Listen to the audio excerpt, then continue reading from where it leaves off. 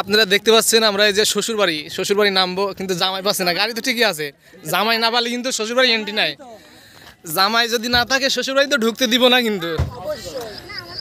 ঠিক আছে,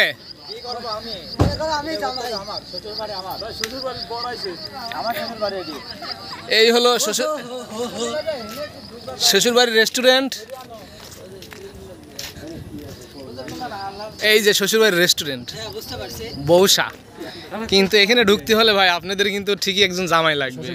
জামাই ছাড়া শ্বশুরবাড়ি যাইতে দিন। এখন বলেন এখানে জামাই কে আছে? জামাই থাকলে বউ দেখাতে হবে।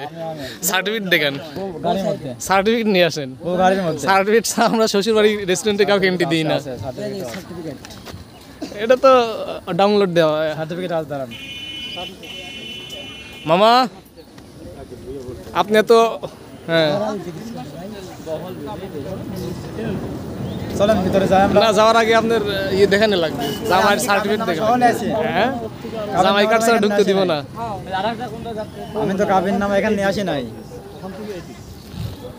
শ্বশুর বাড়ির রেস্টুরেন্ট। কি কথা বলছ? কই দাদা?